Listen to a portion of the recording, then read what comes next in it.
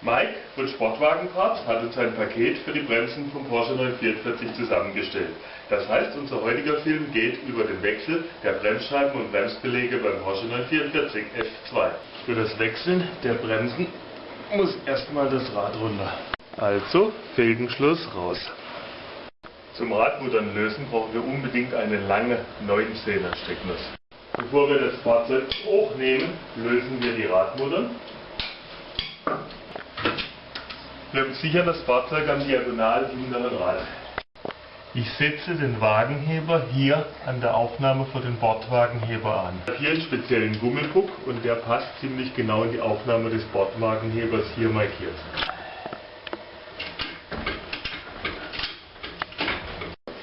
Nun hat der Porsche beide Beinchen hoch. Jetzt ganz wichtig, dies hier sieht wie eine Wagenheberaufnahme aus, ist aber keine. Vorsicht!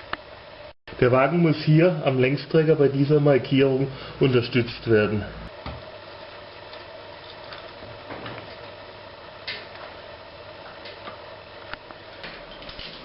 Das vordere Rad kann vollständig abgenommen werden. Kleinen Rädchen. Die Bremsscheibe wird durch 2 Schrauben gehalten, die wahnsinnig fest sitzen werden. Ich mache mal ein bisschen Rostlöser drauf. Die Wandkontakte werden hier durch eine Klammer gehalten. Die Klammer machen wir erstmal raus.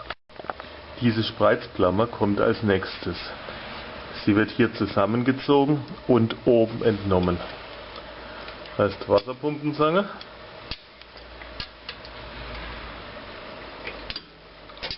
Und wir haben sie. Der Wandkontakt wird vorsichtig mit einer kleinen Zange aus dem Bremsbelag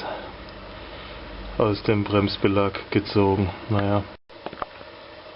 So, die gleiche Geschichte mit dem hinteren Teil. Ein klein wenig zurückdrücken, geht zum Beispiel mit so einer Schraubzwinge. Beide Belege sind lose. Vollständig zurücksetzen können wir den Kolben ja später. Bei Porsche steht, man soll nun die Bremsklötze mit einem Schlagauszieher entfernen. Das kann aber fürchterlich schief gehen, weil die Dämpfungsbleche hängen manchmal sehr fest an den Belegen, wenn die Bremse heiß gelaufen war oder lange drin war. Ich löse die Dämpfungsbleche von den Bremsbelegen mit Hilfe einer Spachtel. Kann der Belag einfach mit den Fingern entnommen werden.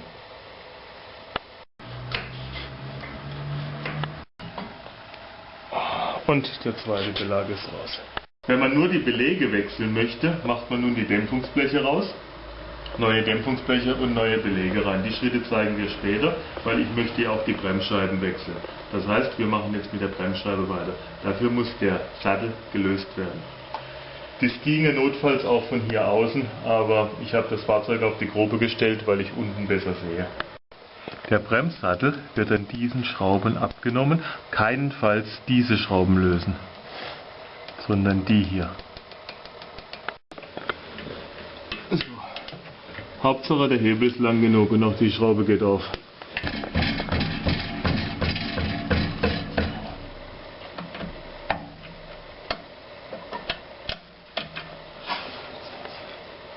Die Dämpfungsbleche, da muss man sehr vorsichtig vorgehen, weil hinten dran ist Gummi.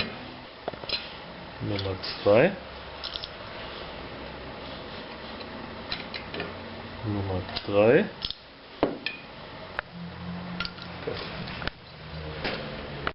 Vorsichtig, die Dämpfungsbleche sind jeweils unterschiedlich, die haben einen kleineren und die einen größeren Durchmesser. Ich habe den Halter hier entfernt, dann haben wir nachher ein bisschen mehr Platz mit dem Sattel.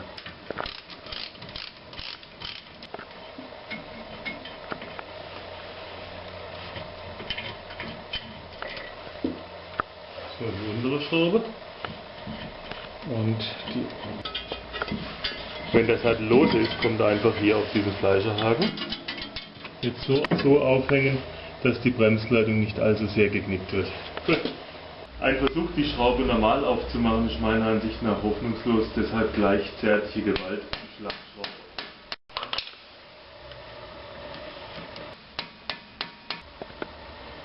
Man sieht, dass die Schraube noch sehr gut in Ordnung war. Hier hat der Rostlöser auch wirklich noch etwas gebracht, weil das Gewinde war noch nicht vergammelt. Jetzt muss die Scheibe ab. Ich versuche es erstmal mit ein paar zärtlichen Schlägen.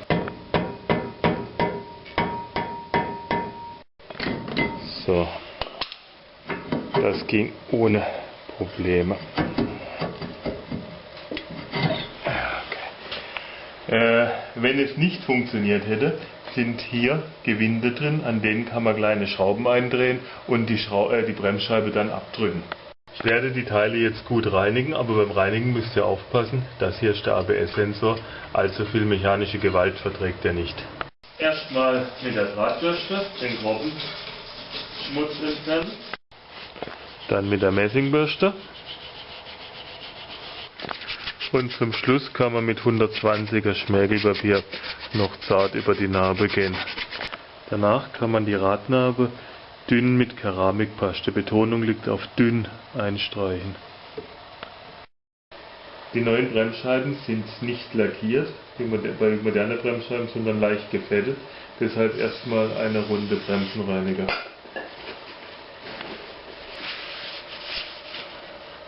Die Bremsscheibe hat 4 kleine Bohrungen. Das sind die Löcher zum Abdrücken und die 2 Löcher sind für die Senkschrauben. Und nur in dieser Lage kann sie auf die Narbe. Hier müssen die Senkschrauben rein. Das heißt, ich muss die Bremsscheibe jetzt in dieser Lage montieren. So, jetzt müsste es passen. Ich zentriere die Scheibe immer, indem ich die Bolzen gut anziehe. Und danach kann man die kleinen Senkschrauben festziehen. Die Führungen der Belege müssen gründlich gereinigt werden. Auf die Führungen der Bremsbelege kommt etwas Keramikpaste. Nun kommt der Sattel wieder auf das Fahrzeug.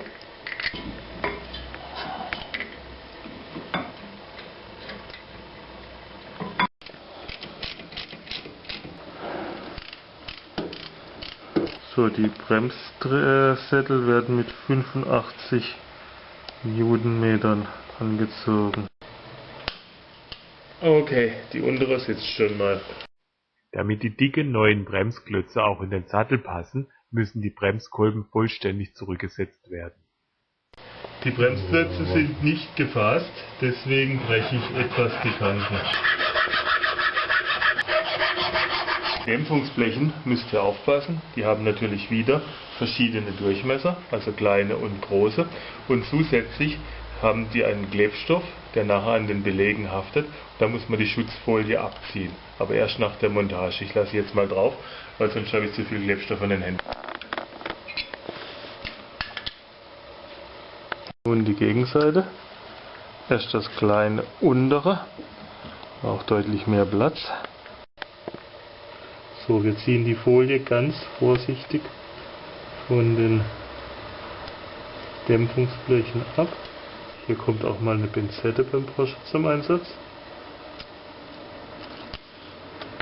Nach der Anleitung von Porsche kommen dann die Dämpfungsbleche an beiden Seiten kein Fett, also keine Paste dran schmieren.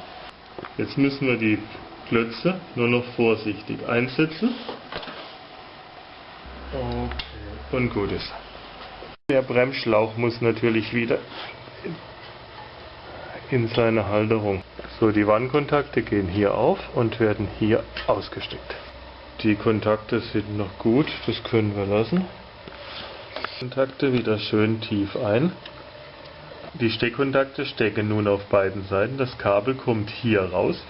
Ich setze die Klammer wieder ein. Jetzt sind die Bremsklötze fest eingeführt. Dann von oben eingeschoben und eingeklipst. Die Zuführung wird hier eingesteckt und nach oben an die Kontakte geführt. Und gut festdrücken, sonst ist die Verbindung nicht dicht. Und wenn er tief genug drin sitzt, geht auch die Klappe wieder zu und kann oben eingehakt werden. So, jetzt dürfen wir nicht vergessen, das Kabel auch hier noch am Entlüftungsventil zu befestigen, damit es bei 270 nicht im Wind flackert. Wir machen die Radmutter wieder lose Und das Rad kommt zurück. Die Schrauben erstmal mit der Hand anfahren. Danach so fest anziehen, wie es irgendwie mit der freien Hand geht. Und vorsichtig abwärts. Die Radmuttern bekommen 130 Newtonmeter. So, einmal reihum. Das Felgenschloss bekommt noch etwas WD-40. Das sind meine Ersatzradkappen, weil die Originalen gibt es von Porsche nicht mehr. Sie sind gefertigt aus dem Deckel einer Dose für Zuckerteststreifen. So, ein Rad ist fertig. Es gibt noch 3 andere. Bevor wir die anderen Räder machen, müssen wir definitiv die Bremsflüssigkeit absaugen. Und weiter geht es mit der Hinterachse. Hinten wird er hier unterstützt. Dieses Mal ist dies wirklich die Unterstützung. Für hinten habe ich mir solche Untersetzer gebastelt. Ein Stück massives Holz und eine Werkstatt-Bühnenheber-Unterlage drauf. Und weg mit dem kleinen Winterrädchen. Der Ausbau hinten ist ähnlich zu dem vorderen. Zuerst müssen wir die Halterung, das Blech hier entnehmen. Der erste Kontakt. So, und auf ist das Teil.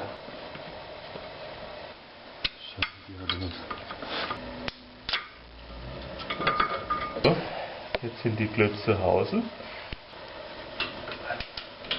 Das sind die Schrauben vom Bremssattel.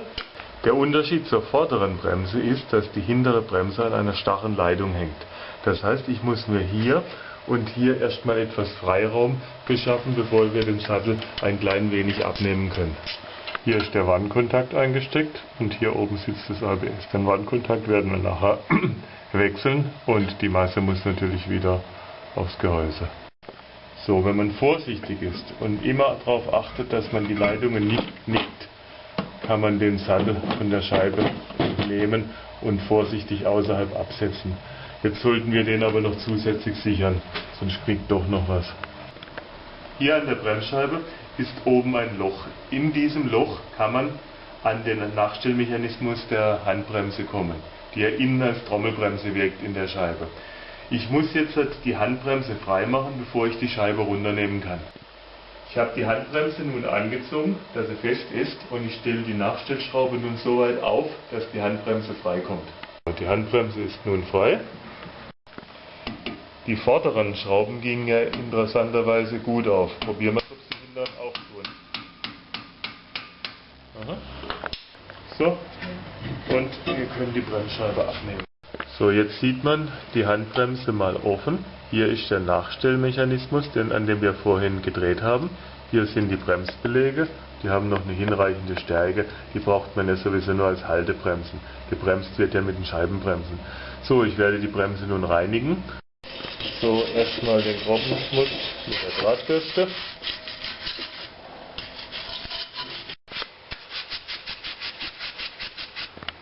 So, die Radnabe bestreiche ich dünn. Betonung liegt wieder auf dünn mit Hochtemperatur Keramikpaste.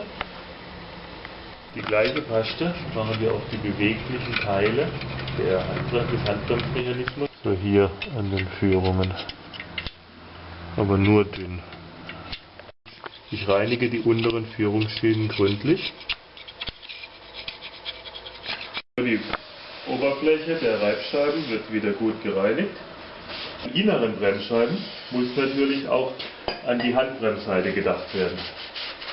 So, beim Aufsetzen muss man darauf achten, dass diese 2 Senkungen wieder auf die Bohrungen an der Narbe passen.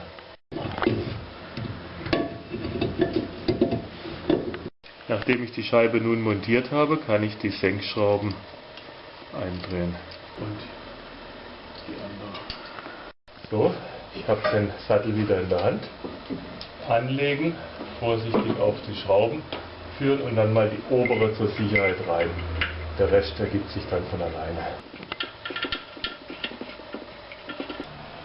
Die neuen Dämpfungsbleche, das kleine, man sieht den Unterschied kaum, kommt unten hin, das große habe ich schon oben.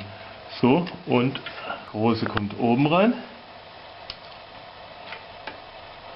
Und wenn die Bleche drin sind, kann man die Schutzfolien abnehmen, ja nicht vergessen. Aha, dann habe ich. Perfekt.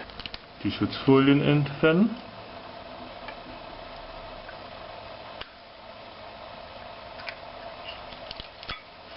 Natürlich gibt es von Porsche eine spezielle Schutzfolien-Entfernzange. Das war jetzt ein Witz. Die andere Seite. Perfekt. Okay, wir ziehen den Sattel oben und die untere habe ich jetzt eine kleinere Nuss genommen, dann kommt man besser an der Bremsleitung vorbei. Vorhin war es da verdammt eng. Der Bremssattel bekommt 85 Newtonmeter. Die Wandkontakte wechseln wir auch gleich mit. Das war erstmal der alte. Die Hase des Halters müssen wir nun aufpassen. Hier ist eine Zahnscheibe. Die wird gebraucht, dass der Massekontakt hier optimal ist.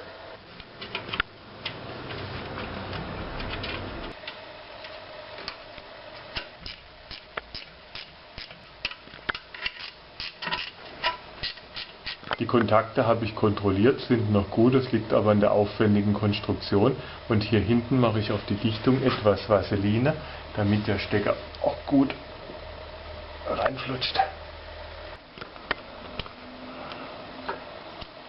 Das ist besser, ja.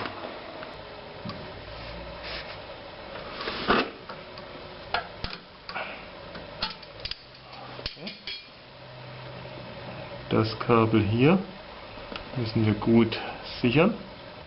So, der Halter kommt wieder drauf. Dann hier drauf klipsen.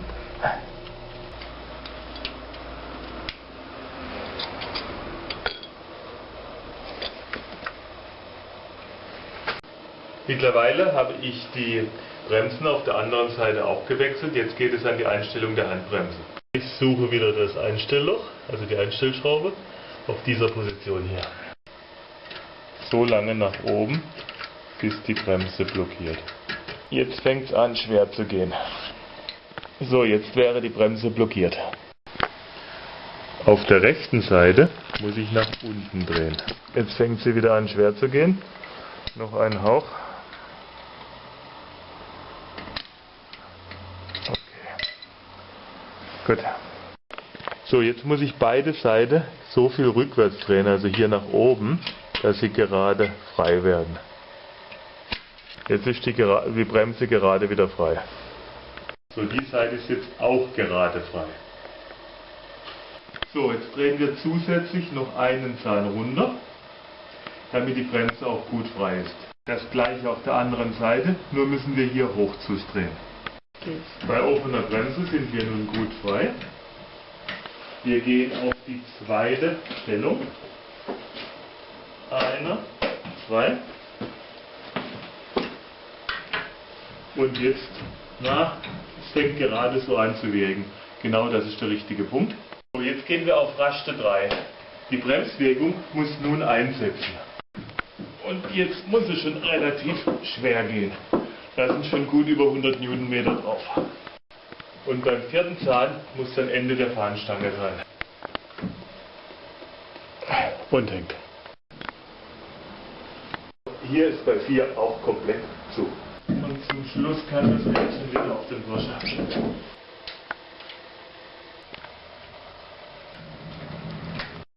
Wie immer schön im Stern herum gleichmäßig anziehen. Bevor wir den Wagen absetzen, drehen wir so fest, wie es nur irgendwie geht. Jetzt können wir das Fahrzeug wieder ablassen. Die eine Seite schön langsam.